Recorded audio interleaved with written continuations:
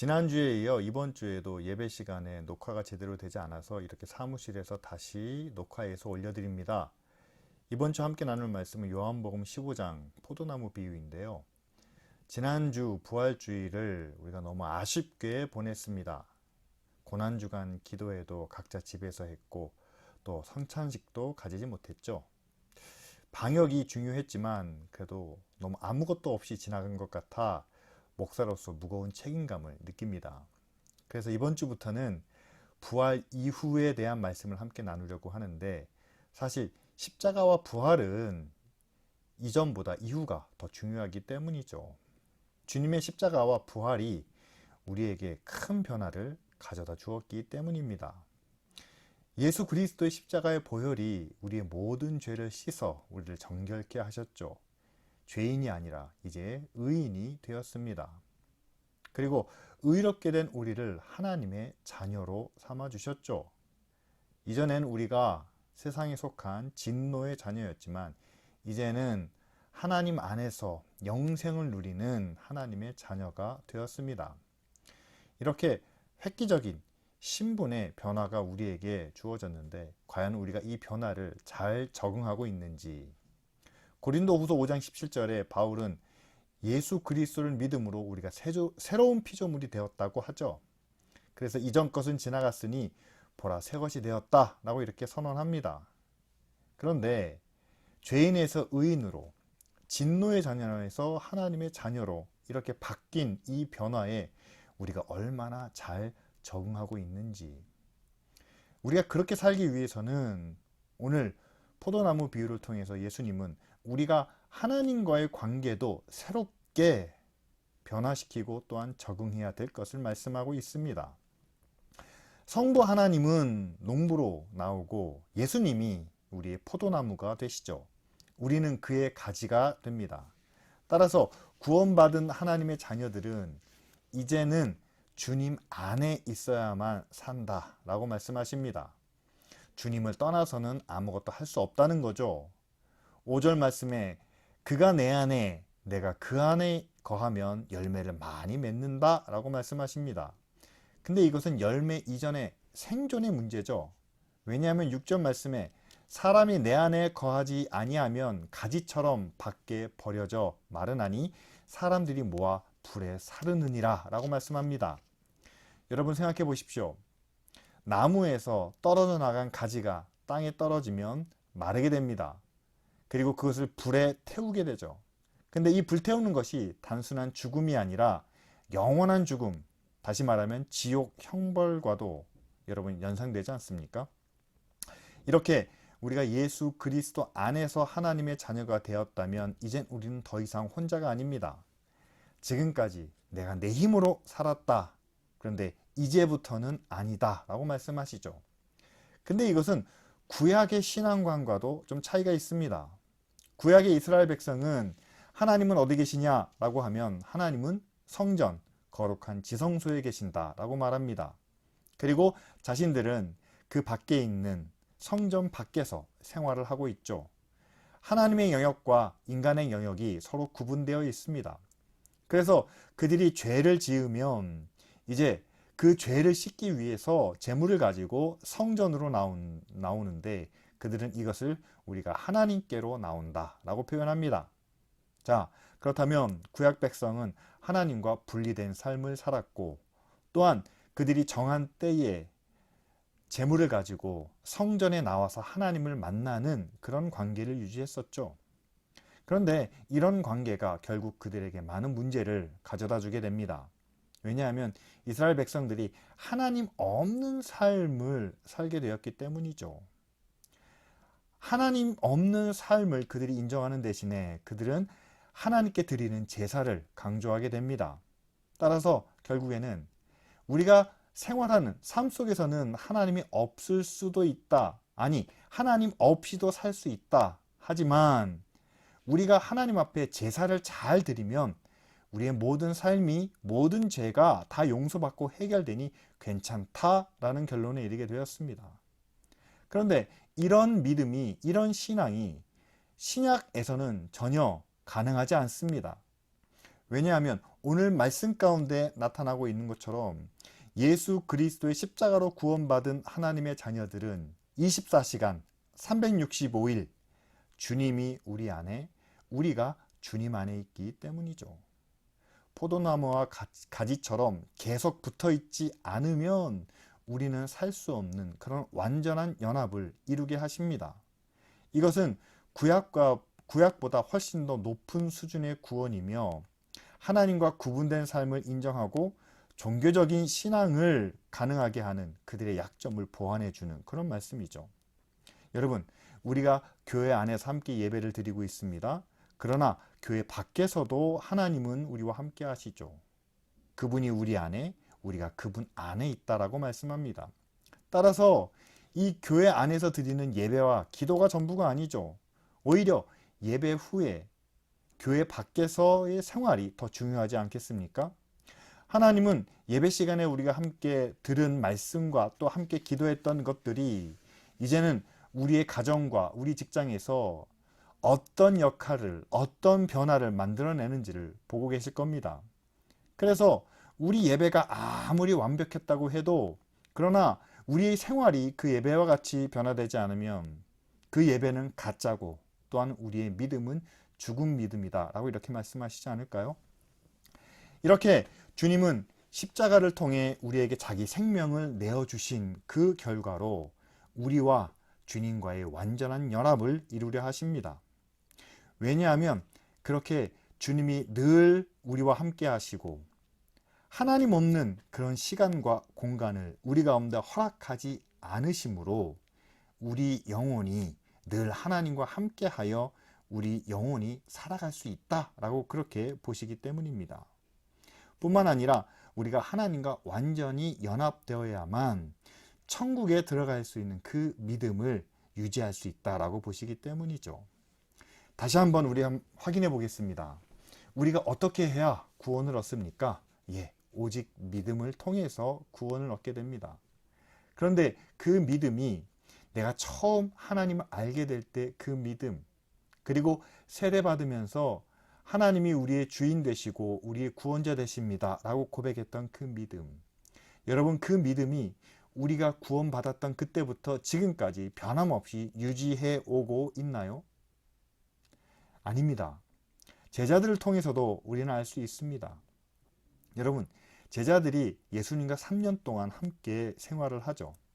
그들은 예수님을 통해서 복음을 배우고 또한 많은 능력도 체험하고 함께 먹고 마시고 자다 보니까 예수님과 정도 많이 들었을 겁니다. 그런 가운데 제자들이 놀라운 신앙 고백을 예수님 앞에 하게 되죠. 베드로가 주는 그리스도시요 살아계신 하나님의 아들이십니다 라고 이렇게 이야기합니다. 여러분, 이보다 더 완벽한 믿음의 고백이 있을까요? 자, 만일 이 베드로가 그때 그 믿음을 예수님이 십자가를 지실 때까지 그리고 부활하시고 승천하신 후 성령이 그들에게 임할 때까지 그 믿음을 지켰다면 우린 이렇게 말할 수 있습니다. 베드로가 신앙 고백하던 그때 베드로는 이미 구원을 받았다라고요. 그런데 그 믿음이 과연 그때까지 유지가 되었나요? 여러분, 예수님께서 십자가를 지시기 전에 유월절 식사를 제자들과 함께 나누십니다. 그때 제자들 가운데 말다툼이 있었죠. 누가 더 큰지. 아마 베드로는 이렇게 말했을 겁니다. 내가 예수님을 가장 가까이에 모시는 수제자니까 내가 가장 크고 또한 가장 높은 자리에 올라야 되지 않겠는가. 그런 제자들을 향해서 주님은 이제 자신이 제사장들에게 넘겨져 십자가를 지실 것을 이제 말씀해 주시죠. 그러자 제자들은 모두 한결같이 일어나서 이렇게 이야기합니다. 우리는 목숨까지 버리고 주님을 따르겠습니다 라고 이렇게 말했다는 거죠. 그런데 이렇게 말할 때는 그들이 믿음이 확실하고 흔들리지 않을 것처럼 보였지만 정작 주님이 사로잡히실 때 십자가를 지실 때는 모두 도망가고 아무도 남아있지 않았다는 거죠. 여러분, 우리가 제자들의 믿음을 과연 어떻게 평가할 수 있을까요? 완벽한 신앙 고백, 그리고 목숨까지도 내놓겠다는 그런 믿음의 결단, 이것은 분명 그들이 예수님을 믿었다라고 우리가 볼 수 있습니다.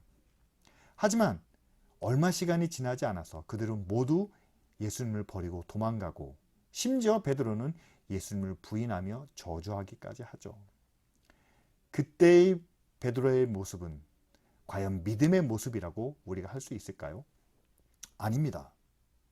십자가 앞에서 제자들이 보인 모습은 그들을 구원할 수 있는 그런 믿음의 모습은 아니었습니다. 그래서 예수님은 부활하신 후에 제자들을 다시 찾아가시죠. 부활의 몸을 직접 보여주신 후에 그들의 마음을 위로해 주시고, 뿐만 아니라 그들을 갈릴리로 부르십니다. 거기서 주님과 함께 생활하며 경험했던 그 모든 것을 기억하게 하시고, 그들에게 내가 항상 너희와 함께 하겠다라는 약속을 주십니다. 이처럼 제자들도, 그리고 믿는 모든 사람들도 하나님의 구원을 우리가 이루기 위해서는 흔들리지 않는 그런 믿음이 필요하죠. 그런데 그 믿음은 우리의 마음으로, 우리의 결단으로 가능한 것이 아니라 늘 주님이 우리 안에 계시고, 그리고 우리가 주님 안에 있을 때만, 그 관계를 유지할 때만 그 믿음을 우리가 지켜갈 수 있다는 사실입니다. 24시간 주님과 함께하는 삶, 그리고 우리가 주님과 동행하는 삶이 우리의 믿음을 지키는 유일한 방법이 된다는 사실이죠. 그렇습니다. 우리는 때로 주님을 떠나서 우리가 독립적으로 혼자서도 믿음을 지키고 살 수 있다라고 생각하고 싶어 합니다. 왜냐하면 독립적인 삶을 우리는 바라기 때문이죠. 하지만 아무리 생각해봐도 하나님을 떠나서는 우리의 믿음을 지킬 수 있는 그런 방법과 힘을 찾을 수 없습니다. 왜냐하면 지금 세상은 가진 방법과 수단을 동원해서 우리를 그들과 똑같이 만들려고 하기 때문이죠. 언제 무슨 일이 일어날지 모르는 그런 불안과 걱정을 하게 만듭니다. 그리고 남보다 더 앞서가기 위해서 온갖 불의와 편법을 동원하며 우리도 그에 동참하기를 요구합니다. 과연 그런 시험과 유혹 앞에서 우리는 하나님 안에 있지 않아도, 하나님의 은혜와 능력이 없어도 우리가 과연 꿋꿋하게 믿음과 의와 진리를 지켜나갈 수 있을까요? 아니요. 주님이 우리 안에 계시지 않으면, 그리고 우리가 주님 안에 있지 않으면 이것은 한순간도 유지될 수 없다는 것을 우리는 잘 압니다. 따라서 여러분, 24시간 주님과 함께하는 삶은 하나님의 자녀가 된 모든 사람, 천국을 약속받은 모든 사람에게 필요한 그런 믿음이고, 또한 하나님과의 관계라는 사실이죠. 여기서 우리가 잊지 말아야 될 두 가지 사실이 있습니다. 그 중에 하나는, 여러분, 우리가 한번 하나님을 믿으면 그 믿음은 영원히 변함없다. 여러분, 이건 우리의 잘못된 생각입니다. 앞에서 제자들의 모습을 통해서도 우리가 함께 확인한 것처럼 그들이 한때는 믿었지만 그 믿음이 흔들릴 때도 있다는 거죠. 따라서 내가 예수 그리스도를 믿으니 이 믿음은 변함이 없다. 이거는 우리의 잘못된 생각이죠. 두 번째로는, 여러분, 하나님께서 우리를 자녀 삼아 주셨는데, 우리를 자녀 삼아 주신 그 하나님의 약속은 변함이 없다. 따라서 우리가 죄와 불의 가운데 있어도 하나님은 그것을 언제나 늘 용서해 주시고 다시 하나님의 자녀로 맞아 주실 것이다 라고 생각합니다. 이것은 부분적으로는 맞지만, 그러나 온전한 답이라고는 할 수가 없죠. 여러분, 하나님은 모든 죄인을 다 용서해 주시고 구원해 주셨습니다. 세리도, 그리고 창녀도, 그리고 온갖 불의한 일을 다 한 사람도 하나님은 예수 그리스도의 십자가의 보혈로 그 죄를 용서해 주시고 자녀로 맞아 주셨죠. 그렇게 우리를 의롭게 하셨습니다. 또한 그런 우리를 하나님의 자녀가 되게 하셨습니다.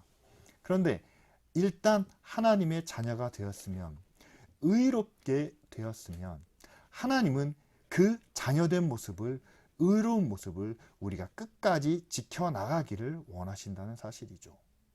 물론 집 나간 탕자를 끝까지 기다리는 아버지의 모습으로 우리가 살다가 불의하거나 잘못하거나 문제를 일으켰을 때 하나님은 그런 우리를 참고 기다리시는 것은 맞습니다. 그러나 의로워진 우리가 다시 죄에 빠지는 것을, 불의한 일을 행하는 것을 원하시는 하나님은 아니라는 거죠.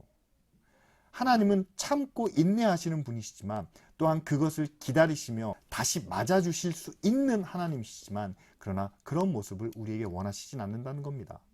따라서 우리가 하나님께 나아갈 때 우리가 취해야 될 자세는 우리가 다시 불의를 저질러도 다시 맞아주시는 하나님을 기대하는 것이 아니라, 한 번 우리를 의롭게 하셨기 때문에 그 의를 끝까지 지키고 유지하기 위해서 노력하고 애쓰는 자녀들을 뒤에서 묵묵히 붙잡아 주시고 지원해 주시고 인도하시는 그런 하나님의 모습을 우리가 기대하고 나아가야 되겠죠. 따라서 여러분, 우리는 무슨 일이 있어도 하나님 안에 있는, 그리고 하나님이 내 안에 계시는 그 관계를 유지하기 위해서 애쓰고 노력해야 될 것을 우리는 알아야만 합니다. 두 번째로는 우리가 하나님 안에 있다면, 그리고 하나님이 우리 안에 계신다면 우리는 하나님이 기뻐하시는 열매를 맺을 수 있습니다. 그리고 그것을 맺는 것이 당연하다라고 말씀하시죠. 생각해 보십시오. 우리가 24시간 주님 안에 있습니다. 그리고 주님이 우리 안에 계십니다. 열매가 없을 수 있을까요? 다시 제자들을 통해서 한번 생각해 보겠습니다. 제자들이 그렇게 늘 부족하고 연약했던 것만은 아닙니다. 마태복음 10장을 보면 2명씩 그들이 파송을 받아서 나가서 복음을 전하게 되는데, 그들이 돌아와서 예수님께 보고한 내용을 보면은요, 주님이 하신 것과 거의 똑같은 그런 능력을, 또한 그런 기적을 그들도 경험하게 됩니다. 주님과 함께 했을 땐, 주님의 말씀대로 그들이 순종하며 나아갔을 땐 그들도 분명한 능력과 열매를 거둘 수 있었다는 거죠. 하지만 그 능력이 십자가 앞에선 사라져 버렸습니다. 왜냐하면 더 이상 주님이 그들과 함께 할 수 없다는 그런 상황을 만나게 되자 그들의 믿음이 너무나도 힘없이 무너졌던 거죠. 그래서 예수님은 마지막 승천하시기 전에 제자들에게 약속해 주십니다. 내가 세상 끝날까지 너희와 항상 함께 있으리라 는 약속이죠. 이 약속이 오순절 성령을 통해서 그들에게 이루어지는 것을 깨닫게 되자 이제 제자들도 알게 됩니다.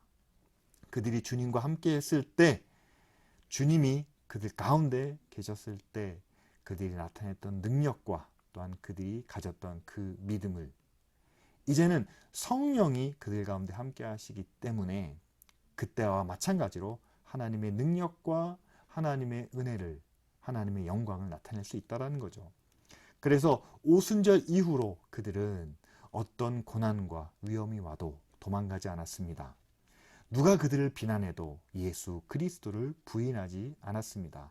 분명한 변화된 모습을 그들은 나타냈다는 사실이죠.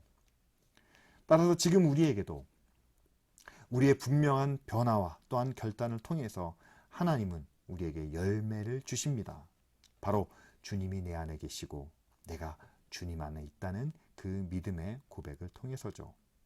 특별히 성령이 우리 안에 함께 하시기 때문에 성령은 시간과 공간을 초월해서 모든 교회와 모든 믿는 자들과 그리고 우리의 모든 생활 가운데 함께 하십니다. 그리고 우리의 마음과 생각을 정확하게 아시기 때문에 우리의 상황이, 우리의 형편이 좋을 때는 기쁨으로 하나님의 열매를 맺게 하시고, 또한 우리 안에 고난과 아픔과 슬픔이 있을 때는 또한 인내로 열매를 맺게 해주시죠. 이렇게 성령을 통해서 우리는 하나님이 기뻐하시는 그런 열매를 맺게 됩니다. 그렇다면 구체적으로 하나님이 우리에게 원하시는, 또한 하나님이 기뻐하시는 열매는 뭘까요? 여러분, 독생자 예수 그리스도를 이 땅에 보내서 우리를 자녀 삼아 주신 그 하나님께 드릴 열매라면 그것은 바로 하나님 아버지의 입장에서 아버지가 우리에게 원하시는 그런 열매를 우리가 생각해 봐야 되지 않겠습니까? 여러분, 모든 부모가 자녀에게 바라는 동일한 열매가 있습니다. 그것은 바로 부모의 사랑 가운데서 잘 자라고 성장하고 또한 그 가운데서 행복하게 사는 것이 부모가 자녀에게 바라는 가장 큰 열매겠죠. 하나님이 우리에게 원하시는 열매도 다르지 않습니다. 우리도 하나님 안에서 행복하기를 하나님은 원하십니다. 여러분, 우리도 행복하기를 원합니다. 그런데 우리는 가끔 하나님 안에서뿐만 아니라 하나님 밖에서도 행복하기를 원하죠. 왜냐하면 하나님 밖에서 누리는 것이 더 화려해 보이고 더 좋게 보이고 저기엔 진짜 즐거움이 있을 것처럼 여겨지기 때문입니다. 그런데 우리가 앞에서 살펴본 대로 예수 그리스도의 십자가를 통해서 구원받으면 여러분, 하나님 안에 있어야 하지 하나님 밖에 있는 것은 바로 우리의 죽음입니다. 그곳엔 영혼이 없습니다. 그곳엔 구원도 없습니다. 따라서 하나님 밖에 있는 세상이 아무리 좋고 화려해 보여도 그것은 생명 없는 잠깐 보였다 없어지는 허상뿐이라는 것을 우리가 기억해야 되겠죠. 따라서 우리가 원하는 행복, 우리의 행복을 통해서 맺을 수 있는 그 열매는 반드시 하나님 안에서 누리는 그런 모습이어야 한다는 사실이죠. 그렇다면 하나님 안에서 우리가 누릴 수 있는 가장 큰 행복과 기쁨은 무엇일까요? 그것은 바로 우리는 감당할 수 없는 우리의 생각보다 더 크고 놀라운 하나님의 사랑을 우리가 받을 때 우리는 가장 크게 행복하고 만족할 수 있지 않겠습니까? 그런데 오늘 10절 말씀을 보면 우리가 하나님의 사랑 안에 거할 수 있는 방법이 바로 우리가 주님의 계명을 지키는 것이다 라고 이렇게 말합니다. 주님의 계명을 지킬 때 우리가 하나님의 사랑 안에 거한다는 거죠. 주님은 우리가 복잡하게 구약의 율법을 하나씩 지키라 라고 말씀하시는 것이 아니라 우리에게 두 가지 그 계명을 말씀하시며 그것을 지키고 따르라고 하십니다. 바로 하나님을 사랑하고 우리 이웃을 우리 몸처럼 사랑하는 거죠. 사랑하라는 이 계명이 바로 우리가 하나님께 열매를 맺는 것일 뿐만 아니라 하나님을 기쁘시게 하고 또한 그 기쁨이 우리 안에 충만하도록 만드는 역할을 합니다. 그래서 교회가 이 사랑을 가장 중요하게 강조하고 있죠. 그러나 교회가 제대로 실천하지 못하는 계명이 바로 이 사랑입니다. 왜냐하면 사랑은 그 자체로 많은 의미를 포함하고 있습니다. 그리고 우리가 사랑하면 할수록 그 깊이가 더 깊어지고 그 넓이는 더 넓어지죠. 그래서 우리가 감당하기가 쉽지 않습니다. 그렇기 때문에 교회가 좀 꼼수를 내죠. 성경이 말하는 사랑의 그 범위를 최대한으로 좁히려고 합니다. 거기에 어떤 종교적인 의미를 부여합니다. 예를 들면 우리가 하나님을 사랑해야 됩니다. 어떻게 할까요? 교회를 섬기는 것이 하나님을 사랑하는 겁니다. 교회에 헌신하고 열심을 다하는 것이 하나님을 사랑하는 겁니다. 이렇게 폭을 아주 좁혀놓습니다. 여러분, 교회를 섬기고 사랑하는 것 좋습니다. 그런데 그게 하나님을 사랑하는 전부는 아니라는 거죠. 하나님을 사랑한다고 했을 때 우리는 하나님이 창조하신 모든 만물을 사랑하는 것이 바로 하나님을 사랑하는 일입니다. 뿐만 아니라 하나님이 우리를 사랑하실 때 우리의 모든 것을 다 받아주시고 인정해 주셨죠. 그렇게 끝없이 한계를 넘어서는 그 사랑이 바로 하나님을 사랑하는 거죠. 그런데 교회는 사랑의 대상을 좁혀놨을 뿐만 아니라 또한 그 한계까지도 미리 정해놓고 있습니다.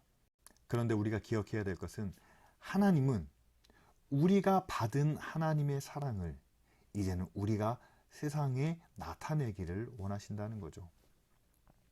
하나님은 우리 모두를 향해서 사랑을 베풀어 주셨습니다. 그리고 하나님은 자기 아들까지 내어주시는 그런 끝없는 무한한 사랑을 우리 가운데 주셨습니다. 그렇다면 이제 우리가 세상을 향해서 나타내야 할 사랑은 제한이나 차별이나 한계가 없는 세상의 모든 것을 향하여 하나님의 사랑을 나타내고 그 다음에 우리가 할 수 있는 범위뿐만 아니라 그 범위를 넘어서는 그것까지도 우리가 애쓰며 노력하는 그런 모습을 하나님은 원하시고 또한 기대하신다는 사실이죠. 모두를 향한 하나님의 사랑, 그리고 우리의 한계를 넘어서는 그 사랑을 통해 이제는 우리도 하나님의 사랑 안에 있는 것을 확인하게 되고, 또한 그렇게 예수님의 계명을 지킴으로 예수님이 약속하신 대로 무엇이든지 구하는 대로 이룬다는 그 약속을 우리가 다시 한번 확인하게 되며, 마지막으로는 하나님이 내 안에 계시고 내가 하나님 안에 있어 하나님이 내게 원하시는 그 사랑의 열매를 맺는다는 것이 내 영혼이 하나님 안에서 살아있고, 또한 내가 하나님의 자녀로서의 믿음을 지켜나가고 있다는 그 구원의 확신을 우리에게 보여주고 있다는 사실입니다.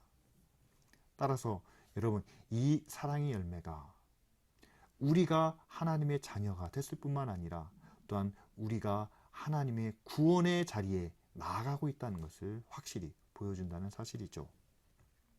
이제 주님께서 우리를 위해 십자가를 지신, 그리고 부활하신 그 결과가 무엇인지 우리 한번 생각해 보길 바랍니다. 주님은 우리의 죄를 대신 지시고 십자가에 죽으셨습니다. 그리고 다시 살아나셨죠. 그래서 우리를 의롭게 하시며 또한 하나님의 자녀가 되게 하셨습니다. 죄인에서 의인이 된, 그리고 진노의 자녀에서 하나님의 자녀가 된 그 변화를 우리는 늘 마음속에 기억하며 그것을 지켜나가기 위해서 노력해야 되겠죠. 그런데 그것을 지키기 위해서는 우리의 힘만으로는 감당할 수 없습니다. 하나님이 우리 안에 계신 것을, 그리고 우리가 하나님의 권세와 능력 가운데 있는 것을 우리가 항상 기억해야 하겠죠. 그렇습니다. 하나님은 지금도 저와 여러분들 가운데 계십니다. 그리고 지금 우리는 하나님의 권세와 능력 안에 있습니다. 그렇기 때문에 우리가 함께 예배하고 하나님의 이름을 부르며 찬양할 수 있는 게 아닌가요? 이제 그 믿음을 우리가 증명해 보이기 위해서, 또한 하나님의 구원을 이 세상 가운데 전하기 위해서 이제는 우리와 함께 하시는 그 하나님의 뜻대로, 또한 우리에게 베풀어 주신 그 은혜와 권세대로 우리도 세상을 사랑하고 섬김으로 우리가 하나님의 사랑 안에 있다는 것을, 또 하나님이 우리를 기쁘게 받아주신다는 사실을 우리가 함께 경험할 수 있기 원합니다. 이제 함께 기도하겠습니다. 우리는 항상 하나님 안에 있고 하나님은 늘 우리 가운데 계십니다. 늘 함께 하시는 그 하나님을 의지하여 세상의 불의한 것과 악한 것에 무너지지 않고 하나님의 나라에 합당한 그 믿음을 가지고 거룩한 하나님의 자녀로 살아가기를 원합니다. 그리고 하나님이 우리에게 주신 그 사랑을 우리도 세상에 실천하여 하나님의 사랑이 늘 우리를 통해서 세상에 증거되게 하여 주시옵소서. 그래서 교회가 이렇게 차별 없는, 그리고 제한 없는 그런 사랑을 세상 가운데 널리 전하고 증거하여 하나님의 선하고 의로운 모습을 나타나게 하시고, 뿐만 아니라 이 세상에 하나님의 영광을 온전히 증거하는 그런 교회가 되게 하옵소서. 다 같이 함께 기도하시겠습니다.